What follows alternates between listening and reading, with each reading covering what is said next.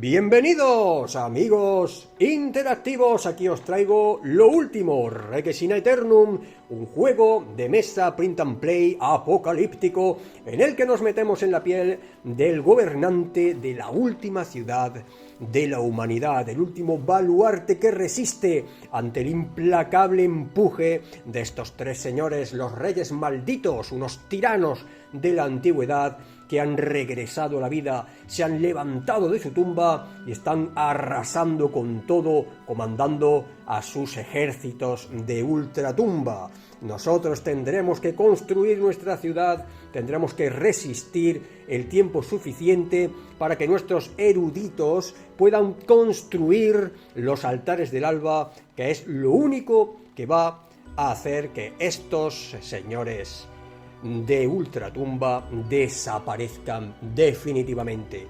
Y bueno, digo que es un juego de mesa print and play, no es un libro juego. ¿Y por qué lo traigo aquí?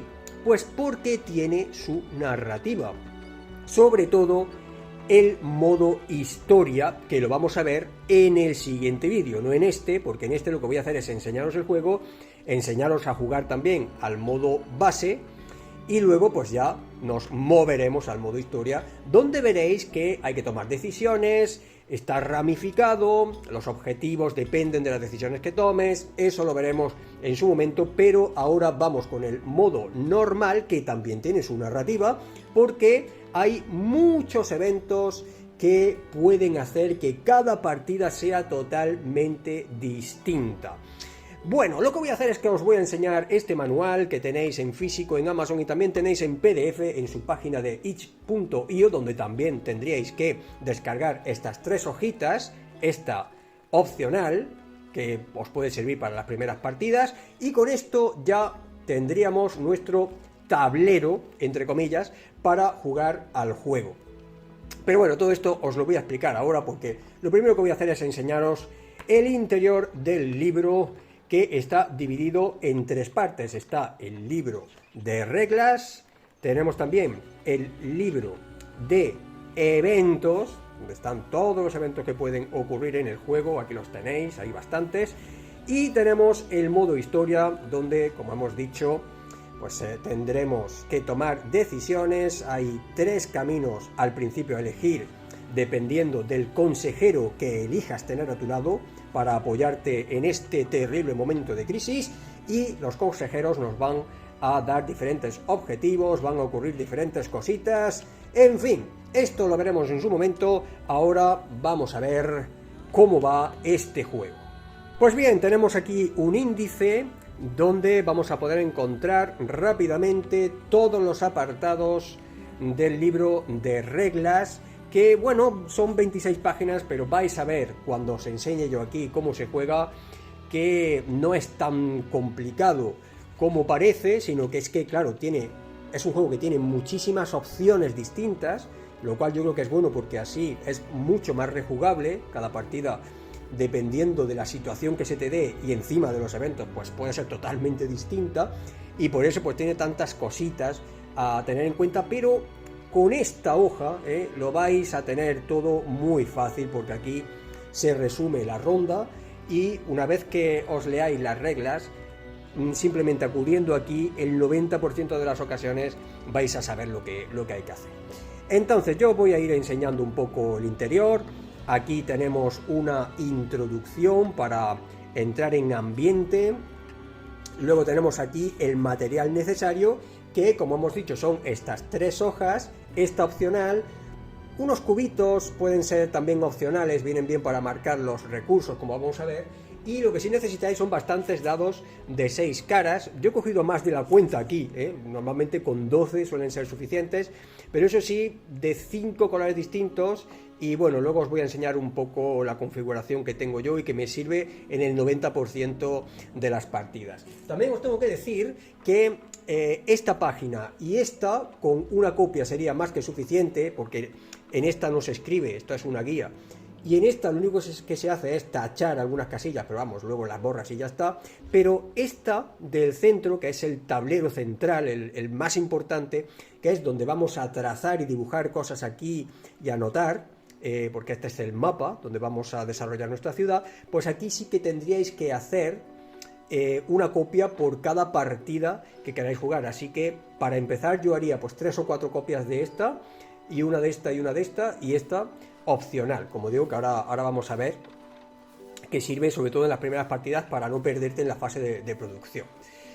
Bien, pues esto sería lo necesario, y nuestro objetivo, el objetivo principal, es construir esto en el modo normal. Estamos hablando del modo normal, los 3 altares del alba, que son los que van a hacer que estos malditos reyes entren en letargo 1 a 1. Ahora bien, aquí se explica perfectamente cómo estos altares del alba al mismo tiempo son una solución y un problema, porque cuando construyas el primero, a partir de entonces, los ejércitos de Ultratumba van a estar mucho más activos, porque van a intentar destruir la ciudad para liberar a su comandante, ¿verdad? Así que habría que construirlos en unas condiciones seguras, porque sabes que a partir de entonces te van a dar mucho más, ¿no? Bien, aquí tenemos los 3 reyes malditos, cada uno es distinto, cada uno tiene una habilidad distinta. Tenemos a Galios el Destructor, que es capaz de organizar muy bien sus tropas y por tanto pues suele realizar más ataques durante los asedios. Aquí tenemos a Nixara la arquera, que provoca mucho más daño gracias a su grupo letal de arqueros. Y tenemos a Melkut el brujo, que además de atacar de la manera normal, pues maldice áreas enteras, y esto ahora veremos lo que implica. Os voy a enseñar un poco así por encima el resto del manual, por lo menos del libro de reglas, pero todo esto que hay aquí explicado os lo voy a explicar después. Están los recursos, los 4 principales: comida, madera, piedra y oro. La comida para alimentar a tu población, la madera para construir, piedra para construir edificios normalmente más resistentes y defensivos, el oro, que no solamente sirve para construir, sino también puede tener otros usos dependiendo de los eventos que se disparen en tu partida. Luego tenemos el mapa central, que como veis pues está dividido en casillas, y cada casilla, 6x6 casillas, 36 casillas, están divididas en 6x6 cuadrículas, que las cuadrículas son las que nos van a servir para trazar correctamente todos los edificios. Esto lo voy a explicar después.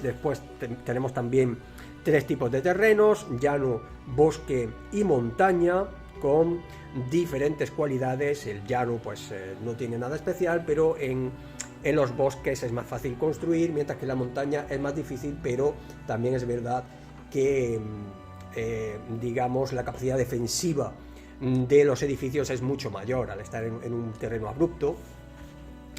Luego aquí está el tema de los edificios. Estos son los edificios que podemos construir gracias a nuestros puntos de obra, porque hay una fase en la que, bueno, la fase se llama fase de obra, en la cual podemos construir, podemos reparar, también podemos trazar murallas e incluso podemos demoler también los edificios, porque aquí la particularidad que tiene el juego es que los edificios, cuando se destruyen, no se borran, sino que se sombrean o se tachan, siguen ahí en el mapa. Es un mapa que no suele haber muchos problemas de espacio, depende también de la partida, porque hay algún evento que la complica en ese sentido, pero sí que es verdad que debes de saber dónde colocar los edificios estratégicamente, cosa que vas a ver conforme juegues, ¿no?, con la experiencia. Pues bien, cada edificio tiene su efecto. Unos te otorgan dados de producción, otros te otorgan directamente recursos, otros te dan habilidades, como por ejemplo el mercado, que te permite intercambiar recursos. Pues cada uno tiene su cosa, pero vamos, los más importantes son el palacio, que es como el rey en el ajedrez, ¿vale?, que si te lo destruyen termina el juego, aunque tampoco es muy probable que te lo destruyan. El juego puede terminar de varias maneras. Puede que te destruyan el palacio y termina así, pero también puede que llegue la ronda número 16, porque hay 16 rondas. En la ronda 16, si no has conseguido los objetivos, pues ya es demasiado tarde y el ejército de Ultratumba arrasa completamente con la ciudad. Y bueno, tenemos aquí las murallas que se pueden construir para defender los edificios que contengan dentro. También se pueden potenciar con torres, al poner torres adyacentes pues se defienden todavía mejor. Los edificios es importante también el hecho de que no pueden estar adyacentes, las murallas sí que pueden estar adyacentes. Bueno, todo esto lo veremos ahora. Luego tenemos muchas maneras también de afrontar las partidas. Podemos dedicarnos a estudiar con nuestros eruditos, a investigar avances que nos permitan diferentes efectos, como por ejemplo construir edificios más resistentes, como por ejemplo también reforzar las murallas. Hay varias cosas que se consiguen con los puntos de cultura. Luego tenemos la amenaza, que es muy importante, porque esto es lo que va a marcar la actividad de los reyes malditos. Mientras más amenaza, pues más riesgo de sufrir ataques y peores y más numerosos, ¿verdad? Y la defensa, gracias a nuestros edificios defensivos, que son las torres, y bueno, también a algunos eventos y también a algunos campeones, vamos a poder contrarrestar esos ataques con estos puntos de defensa que nos van a dar dados para tratar de eliminarlos. Aquí tenemos el tema de la maldición que os comentaba de Melkuth, y cómo funciona. Él maldice áreas y los edificios que están dentro de esa área, pues hay que anotar una cruz y al final de la ronda pierden puntos de resistencia. Y aquí tenemos los campeones, una cosa también importante, saber qué campeones en cada momento tratar de obtener, porque tienen diferentes funciones. Los guerreros protegen edificios, también tienen otras funciones dependiendo de los eventos. Los clérigos lo que hacen es purificar edificios que están malditos por Melkuth y también sofocar rebeliones, porque sí, encima de todo hay rebeliones en este juego, ¿vale? Sobre todo por el hambre, ¿no? Si no alimentas bien a tu población, pues lo más normal es que se rebelen. Y tenemos a los hechiceros, que son capaces de realizar estos hechizos, que son muy útiles. Algunos que controlan los eventos, porque hay eventos malos, hay eventos buenos y hay eventos ni fu ni fa, regulares. Y si no te viene bien un evento, pues si tienes un hechicero puedes tratar de evitarlo. También el control de la producción, también proteger a tus campeones, en fin, hay diferentes efectos de los hechizos.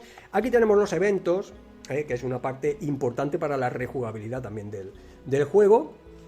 36 eventos diferentes que pueden dar un color bastante distinto a cada partida. Y bueno, aquí se explica la preparación, las rondas y fases. Todo esto os lo voy a explicar yo ahora, y aquí ya vendría el libro de eventos y todo lo demás. Bueno, pues lo dicho, vamos a empezar a jugar una partida para que os pueda enseñar, pues eso, cómo se juega y que podáis ver si el juego os interesa o no, porque os va a recordar en principio bastante a un euro, pero luego vais a ver que es bastante temático, es muy temático y bueno, yo la verdad es que lo que voy a hacer es explicároslo y así veis vosotros si os interesa o no. Vamos allá. Bien, pues lo primero que tenemos que hacer es preparar la partida. Para ello tenemos primero que dibujar el palacio, que es este, ocupando una casilla entera, es decir, no podemos ponerlo aquí en mitad, sino que debe de ocupar una casilla completa y le anotamos su resistencia. Esto siempre hay que hacerlo cuando trazamos los edificios. Los trazamos y le ponemos su resistencia dentro. Aparte tenemos 3 casas, que yo las he puesto así. Tenemos una torre, tenemos una granja y también podemos trazar un máximo de 3 segmentos de muralla de hasta 6 cuadrículas. Y aquí, como veis, este es el primero, aquí empezaría el segundo y aquí el tercero. Son los 3 que tengo y voy a intentar encerrar algunos edificios para poderlos proteger mejor de los ataques de los reyes malditos. Una vez que hemos hecho esto, luego tenemos que señalar o bien a lápiz o con estos cubitos, que son cubitos de 7 milímetros, de 7 a 8 milímetros os vendrían bien. Son muy útiles porque vamos a estar moviéndolos para marcar los diferentes recursos y puntuaciones y campeones, todo esto que tenemos aquí, ¿no? Entonces, empezamos con 3 puntos de comida, 2 de madera, 1 de piedra y el resto a 0. Tanto el oro como los puntos de cultura, puntos de obra, defensa, amenaza y los 3 tipos de campeones que son los guerreros, los clérigos y los hechiceros. Esto sería la preparación. Y ahora vamos con la primera ronda. Voy a utilizar este cubo aquí también para ir marcando las diferentes rondas, porque aquí se puede hacer perfectamente en esta hoja. Pues bien, nos dice el juego que lo primero es tachar la siguiente ronda en el contador de rondas que tenemos aquí abajo. Esto de objetivo y página solamente va a servir para el modo historia, ¿vale? Pero el resto totalmente funcional en el modo normal, así que tachamos la primera ronda. Esta es la primera ronda y cada ronda consta de 6 fases que vamos a ir jugando en orden.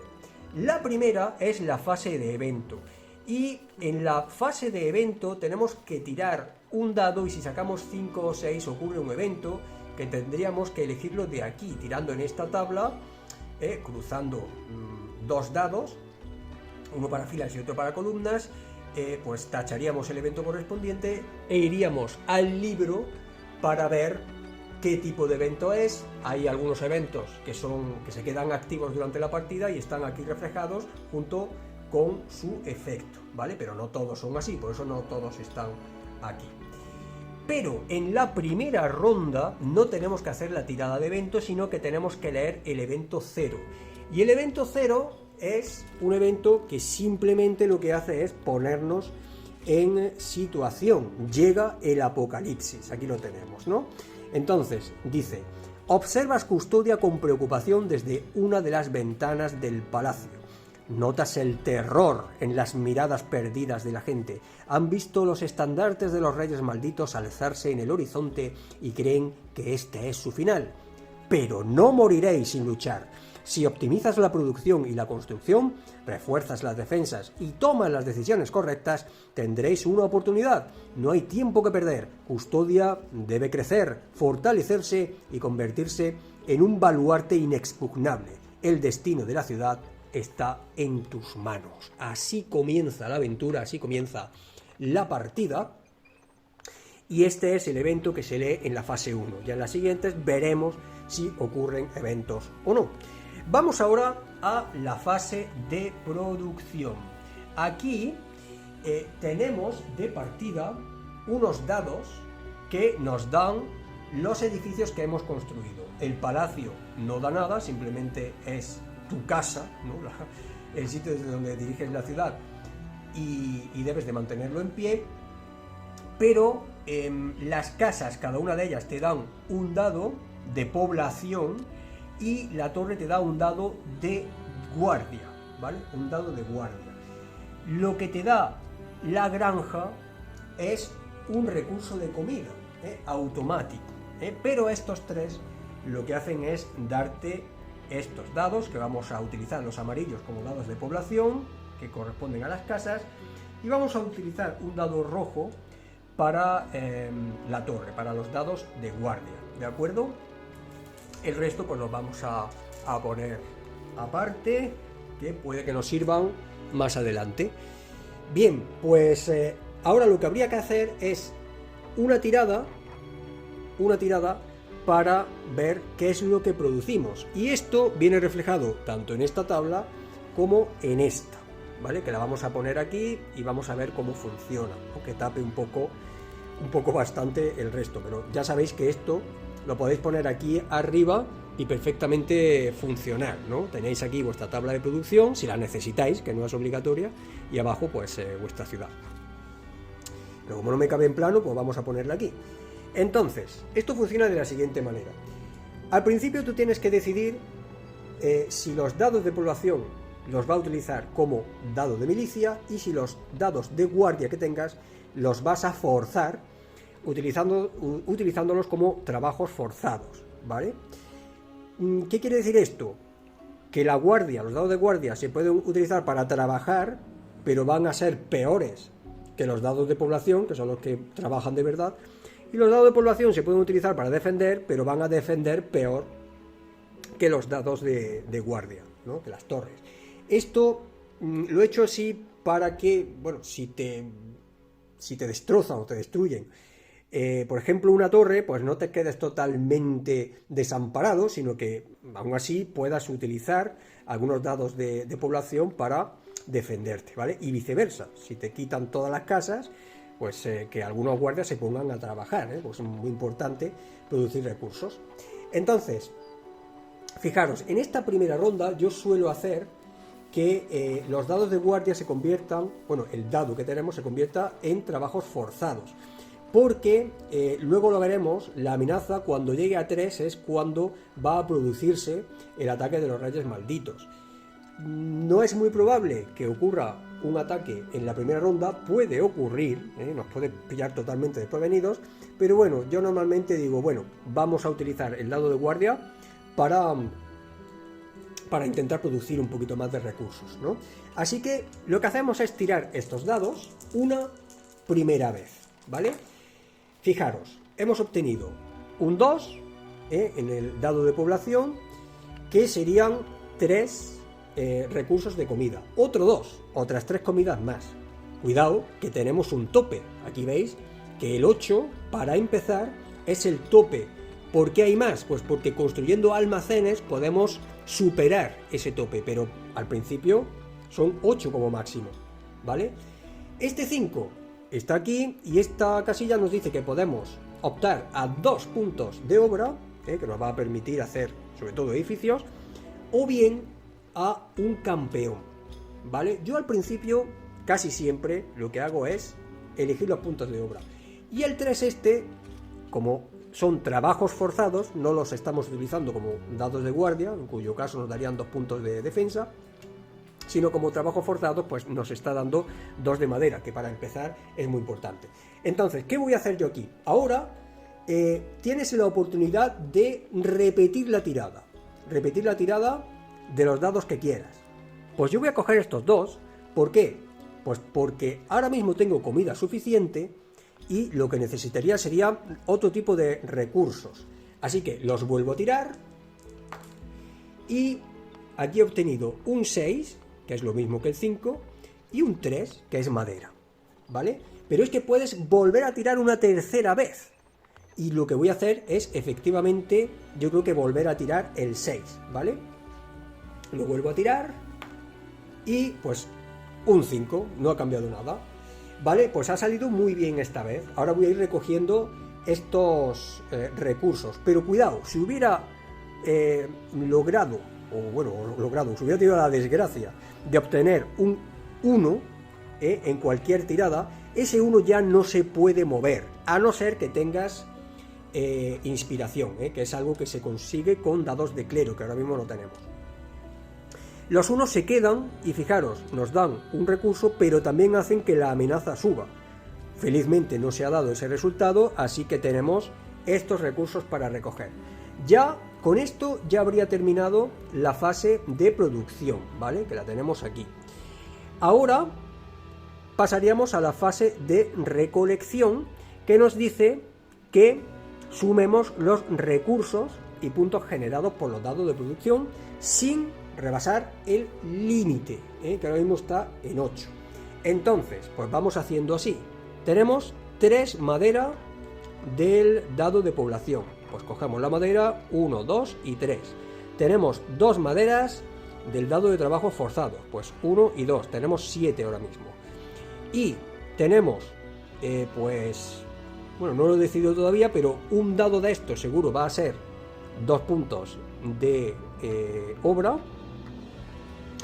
Y el otro, pues no sé si dedicarlo a un guardia, que es lo único que podemos hacer ahora mismo, Al principio solamente podemos obtener campeones guerreros, ¿vale? Porque para poder tener campeones clérigos y hechiceros tenemos que construir su edificio, o un templo o una academia. Entonces, venga, voy a utilizar otro para obtener un campeón guerrero, por si me atacan. La verdad que ha salido muy bien esta primera fase de producción. Entonces, pues ya veis, hemos hecho la fase de recolección, tenemos nuestros recursos. Y ahora vamos a la fase de... Bueno, perdón, una cosa que se me había olvidado. Y esto es algo que se suele olvidar. Fíjate, se me olvida a mí, que soy el creador del juego. Tenemos una granja, así que después de los dados de producción, tenemos que ver lo que nos dan el resto de edificios. Y aquí vemos que la granja, la tenemos aquí, genera una comida por ronda, ¿eh? Y aquí dice que solamente se puede construir en llano. Entonces, hacemos así y ganamos una comida, ¿vale? Eso es importante para la estrategia, porque fijaros ahora, pasamos a la fase de alimentación y dice que tenemos que restar una comida por cada casa, torre, templo y academia que tengamos. Normalmente, para saber lo que tenemos de un vistazo rápido, simplemente nos fijamos en el número de dados. Pero cuidado, porque esto no siempre va a ser así, porque hay eventos que nos van a quitar o dar dados. Pero bueno, para empezar, no está mal mirar los dados y decir, tengo 4 dados, pues son 4 de comida. Lo comprobamos aquí y efectivamente son 3 casas y una torre. Pues nos restamos 4 de comida y no pasa absolutamente nada. ¿Qué habría pasado si no hubiera tenido suficiente comida? Pues que hubiera ocurrido una rebelión. El palacio hubiera perdido un punto de resistencia por cada edificio no alimentado y los edificios no alimentados también pierden un punto de resistencia, ¿no? Y esto lo puede paliar el clérigo, los clérigos. Pero eso, bueno, lo veremos más adelante si surge la ocasión. Ya tenemos la fase de alimentación terminada y ahora vamos a la fase de obra. Y aquí podemos hacer muchas cosas, pero lo que más vamos a hacer es construir, ¿vale? Aparte de construir, pues podemos utilizar un punto de obra para reparar un edificio, que es que gastando recursos que tengan que ver con su construcción, pues podemos irlo reparando y podemos ir recuperando puntos de resistencia de ese edificio. El palacio, por cierto, que no se construye, pues se puede reparar tanto con madera como con piedra. También, a cambio de un punto de obra, podemos construir un segmento, bueno, no un segmento, sino una muralla continua, gastando una piedra por cada 6 segmentos que queramos construir, ¿vale? Yo, si tuviera suficiente, por ejemplo, suficiente piedra, pues con un punto de obra podría cerrar todo esto, pero ya vais a ver que es complicado, ¿no? Con la piedra es un poquito más complicada de conseguir. También puedo demoler un edificio, que significaría borrarlo completamente, ya sea un edificio construido o destruido, porque ya he dicho antes que aquí vais a tener edificios destruidos también algunas veces, porque los vais a tener sombreados, y para hacer espacio pues a lo mejor te conviene utilizar un punto de obra para demolerlo. Pero como he dicho, lo que más vamos a hacer es construir edificios, ¿vale? Y para eso nos tenemos que fijar aquí en el coste que tienen en recursos, ¿vale? Y ahora, bueno, para empezar, yo diría que lo más adecuado es, o por lo menos la estrategia que yo llevo más o menos bien, me va con ella, la mayoría de las veces, es intentar no preocuparme de la comida. Y para eso tengo que construir o casas o granjas, sobre todo granjas, ¿no? Así que como tengo muchos puntos de... o sea, mucha madera, y vemos aquí que la granja cuesta una madera solamente y que cada una genera una comida por ronda, pues oye, yo lo que voy a hacer es quitarme un punto de obra, pagar el coste de la granja y la vamos a dibujar aquí, por ejemplo, ¿no? Nos fijamos en la cuadrícula esta y vemos que la granja es así, ocupa pues todas estas casillas, y la vamos haciendo así como buenamente podamos.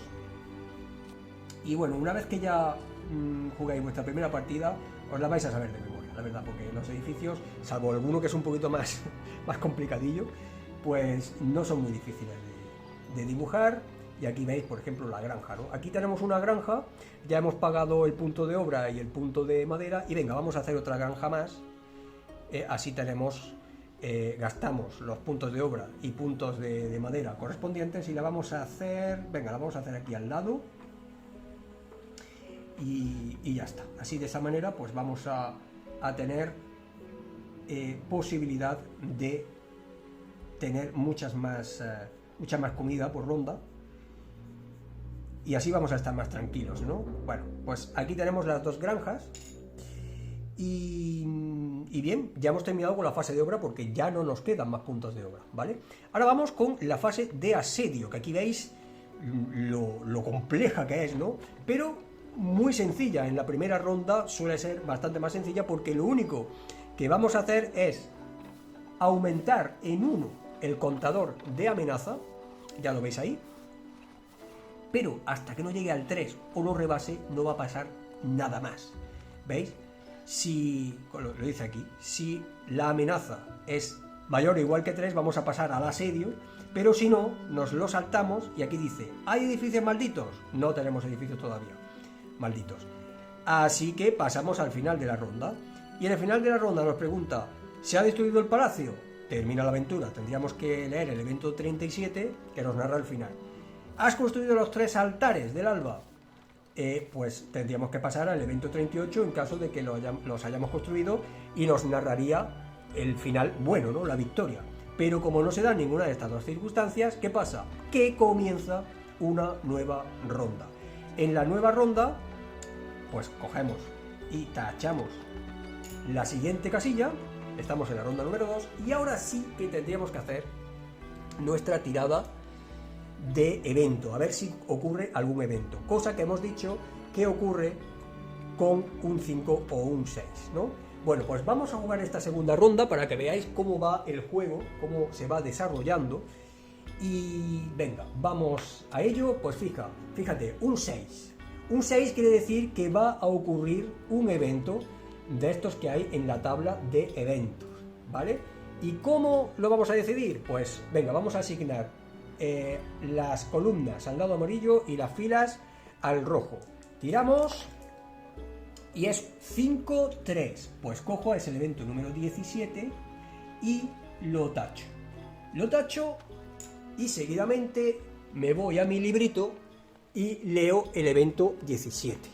Vamos a buscarlo y nos dice el evento 17. Meraz la alquimista. Vamos a ver qué pasa con esta señora. Dice: Meraz, una vieja y talentosa alquimista, ha llegado a Custodia. Solo está de paso, pues se dirige a unas cuevas donde espera poder ocultarse y permanecer a salvo de la nigromancia de Melkut. Sus pociones son célebres por su eficacia y efectos sorprendentes, y está dispuesta a fabricarlas en beneficio de la ciudad, incluso a quedarse si le ofreces un puesto en el mercado donde pueda instalar su laboratorio. Aunque los componentes que necesita para hacer sus brebajes son caros y exóticos. Entonces, Meraz nos ofrece las siguientes pociones, y si pagamos el precio podremos distribuirlas entre la gente y aplicar su efecto justo cuando las compremos, ¿vale? Tenemos una poción de energía que cuesta una comida y 3 oros, que nos permite duplicar comida, madera, piedra y puntos de obra. La poción de sabiduría, que nos permite duplicar la puntuación de cultura obtenida en esa ronda, y la poción de fuerza, que nos permite duplicar la puntuación de defensa. Entonces, quizá este evento ha llegado demasiado pronto, porque dice, si tienes un mercado o lo fabricas durante esta ronda, Meraz se quedará mientras esté en pie ese mercado y podrá seguir comprando sus pociones, ¿no? Y los marcaríamos en el mercado para saber que Meraz está ahí. Pero si no, se marchará al final de esta ronda. Entonces, claro, es un evento bueno porque podríamos disponer de pociones que nos podrían facilitar bastante la vida, pero ¿qué pasa? Que ha llegado demasiado pronto. Entonces, aquí marcaríamos el evento 17 si lo mantenemos activo, es decir, si conseguimos que Meraz se quede en la ciudad. Pero para que se quede, en esta ronda tendríamos que construir un mercado. Y el mercado, fijaros, cuesta 2 de madera, que tenemos de sobra, pero también cuesta 3 de oro. Y los 3 de oro, pues va a ser que no los vamos a conseguir en esta ronda, a no ser que obtengamos 3 unos, porque los unos son los únicos que al principio nos permiten obtener oro, pero también aumentan la puntuación de amenaza, con lo cual hace que nos ataquen los reyes malditos. Tiene esa contrapartida, ¿no? Bueno, lo más seguro es que no podamos beneficiarnos de este evento, Pero así son las cosas, ¿no? Hay otros eventos que al principio, cuando ocurren, pues son muy beneficiosos y otros que a lo mejor, como este, conviene más que a mitad de la partida sea cuando aparezcan.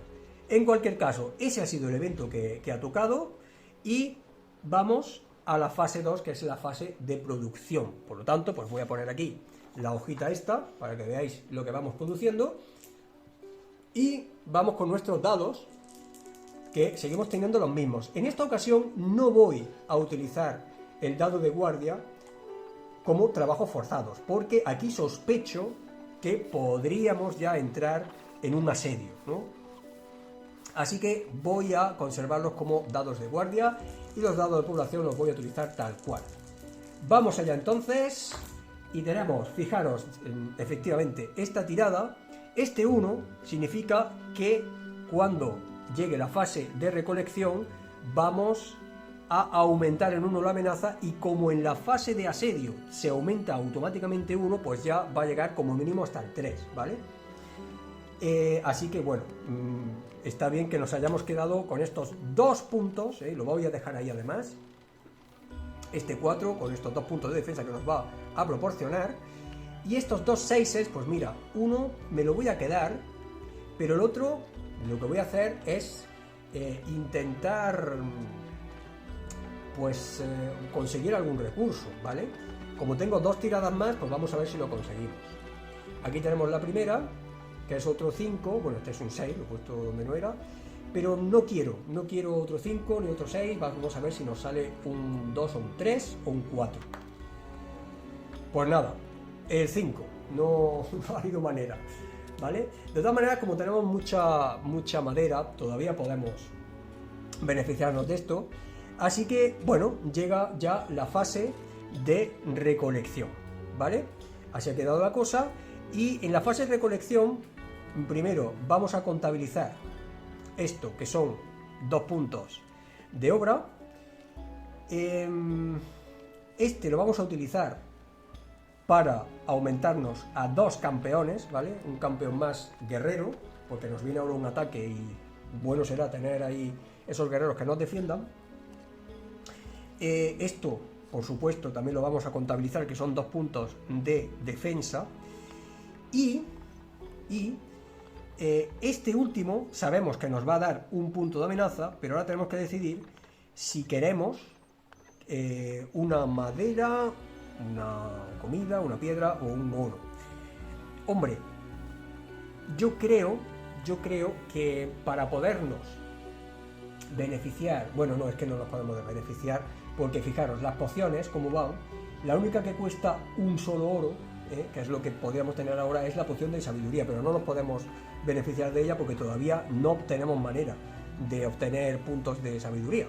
Así que lo que vamos a hacer es ganar, no sé si una piedra, vamos a ponernos piedra, que siempre viene bien, y eso es lo que nos ha dado este 1, ¿no? Ese punto de amenaza y esa piedra que hemos elegido. Bien, pues cuidado, que tenemos 3 granjas, y estas 3 granjas nos dan 1, 2 y 3 puntos de comida, Importante porque ahora, y esto lo he hecho adrede, no tenemos suficiente comida para alimentar a todos. Ya ha terminado la fase de recolección y llega la fase de alimentación. Lo he hecho adrede porque, a ver, jugando bien, tendría que haber utilizado ese 1 que me daba un recurso a elegir para la comida, ¿no? Porque así tendrías comida suficiente para todos. Aunque bueno, a veces te puedes arriesgar a no alimentar a todos, ¿vale? Sobre todo si tienes mucha resistencia todavía en los edificios y mejorar otras cosas, ¿no? Pero lo he hecho así porque quería enseñaros lo que ocurre. Tenemos 4 dados, 4 edificios, así que hay que alimentarlos y para ello tenemos que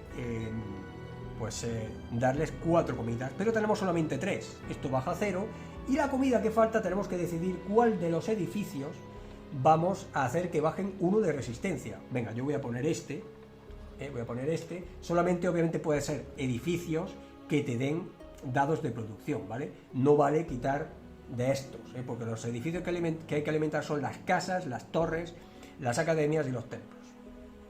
Entonces a este le he quitado un puntito y ahora, debido a que no he alimentado a todos, pues pierdo un punto de resistencia por cada edificio no alimentado. Pierdo, quiere decir, el palacio, ¿no? El palacio que es como si fueras tú, realmente. Pues 14 le quedan, hay que tener cuidadito, pero bueno, como tenemos 2 guerreros, pues en caso de que nos vengan maldadas, los vamos a poder utilizar para proteger el palacio, ¿no? Bien, eso es lo que ha ocurrido con la fase de alimentación. Si hubiéramos tenido algún clérigo, pues podríamos haber evitado ese descenso, esa pérdida de puntos de resistencia en nuestro palacio, pero como no lo tenemos, pues nos tenemos que aguantar y vamos a la fase de obra. Tenemos 2 puntos de obra y los vamos a utilizar para seguir construyendo cositas, Vamos a seguir construyendo, y en este caso lo que voy a hacer es construir primero otra granja, Vamos a construir otra granja más, la pongo aquí al ladito, la granja llega hasta aquí. Veis que las estoy poniendo alineadas, pero las podéis poner mientras no estén en bosque ni en montaña. Este edificio en concreto, pues hay que construirlo en llano, ¿no? Así que mientras no estén allí, pues están bien, en cualquier otro sitio. Otra granja, y lo que voy a hacer ahora, con el punto que me queda, es construir con 2 maderas, otra casa, ¿vale? Otra casa que la vamos a construir, por ejemplo, aquí, porque quiero intentar aprovechar cuando construya la muralla, cuando trace la muralla, pues a ver si puedo contener estas casas de aquí, que me las pueda proteger. Y entonces aquí hacemos esta casa, ya la tenemos hecha, eso nos va a proporcionar otro dado más de población en la siguiente ronda, ¿de acuerdo? Bien, pues eso sería la fase de obra. Ya hemos utilizado nuestros 2 puntos para construir, también podría haberlo utilizado para reparar un edificio, pero bueno, ahora mismo no han perdido mucha resistencia.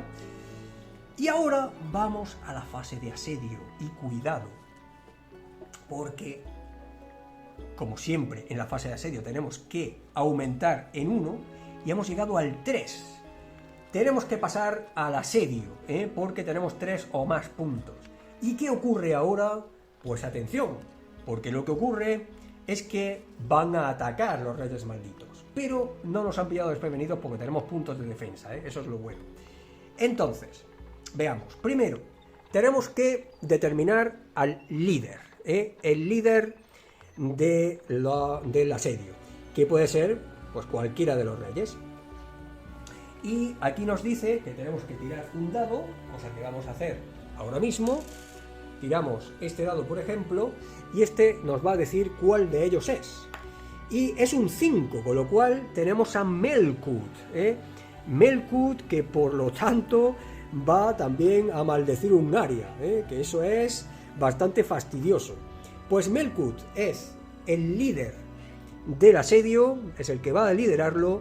Entonces, ahora tenemos que hacer la tirada de asedio, que es 6 dados más 1 por cada punto de amenaza por encima de 3, pero nos hemos quedado en 3, así que van a ser 6 dados, Bueno, pues yo voy a utilizar mis daditos amarillos para esta tirada, y dice, bueno, primero vamos a hacer la tirada para que veáis cómo va, y fijaros lo que ocurre. Tenemos un 6, ¿no? Pues tienes que eliminar un campeón por cada 6 en la tirada de asedio, y si no tienes campeones, tienes que restar un punto por cada 6 por cada 6 que obtengas del palacio. Como teníamos 2 campeones, este 6 hace que uno de ellos sucumba, muera, y ya nos queda solamente un campeón, ¿vale? Puede ser cualquier tipo de campeón, pero bueno, como yo solamente tengo guerreros en este momento, pues sería el guerrero. Y ahora nos dice, se produce un ataque por cada dado en la tirada de asedio igual o superior a un número que depende del líder. Como veis, Galios es el que más ataca y Melkut el que menos, ¿no? Porque es por cada 5 o 6. Pero aún así, el tío ha conseguido 3 dados que superen o que igualen o superen el 5. Así que vamos a tener 3 ataques. Pongo esto aquí y ahora, fijaros, lo que hay que hacer es lanzar los dados de defensa, que aquí tenemos estos, ¿vale? Nuestros dados de defensa, 2 que conseguimos durante la fase de producción y por cada 4 o más vamos a poder neutralizar un ataque. Pues vamos a ver si tenemos suerte, y fijaros qué suerte he tenido, que he neutralizado 2 ataques, ¿vale? ¿Qué pasaría si tuviéramos más dados de defensa que ataques? Pues no podríamos lanzar más dados de defensa que el número de ataques que haya. Si tuviéramos 4 dados de defensa, por ejemplo, y 3 ataques, pues solamente 3 ataques de defensa, tengamos lo que tengamos en defensa, ¿eh? Pero ahora, gracias a esta buena tirada que he hecho, pues solamente nos va a atacar una vez Melkut, aunque después va a hacer su maldición, ¿eh? Lo cual, bueno, ya lo veréis. Entonces, por cada ataque tenemos que hacer lo siguiente, solamente hay un ataque, así que una vez en esta ronda vamos a hacer esto. Tenemos que obtener una casilla al azar, y el ataque lo recibe el edificio que ocupe más espacio en la casilla o el más cercano a ella si no hubiera ninguno. Vamos a ver esto. Igual que he hecho en esta tabla, pues amarilla para las columnas, roja para las filas. Tenemos el 5-3. 5-3. Este es el objetivo. Entonces, ahora tenemos que ver cuál es el edificio, como no hay ningún edificio aquí, cuál es el edificio más cercano a esta casilla. Y como veis es esta casa, porque está justo adyacente a esta casilla, mientras que la torre pues dista una cuadrícula, ¿no? Aquí no hay ninguna cuadrícula de distancia, así que sería esta casa la elegida. Ahora habría que hacer lo siguiente. Tendríamos que tirar 2 dados para ver cuál es el daño causado a ese edificio. Pero como tengo un guerrero, pues yo elijo que ese guerrero defienda esta casa. Y por cada guerrero que defienda la casa, vamos a poder restar 2 del daño, ¿vale? Aquí nos dice que si fuera Nyxara la líder del asalto, tendríamos que sumar 2 a la tirada, porque ella, la particularidad que tiene es el daño, que causa mucho daño. Pero, como es Melkut, pues ese más 2 no lo tiene. Por lo tanto, tenemos que hacer la tirada. Vamos a hacerla. Es 5. Bueno, pues 5 menos 2 por el guerrero que hemos asignado a esto. Y tendríamos que restar 2 si estuviera amurallado y 1 más por cada torre adyacente a la muralla que encerrara la casa. Pero bueno, no está amurallada.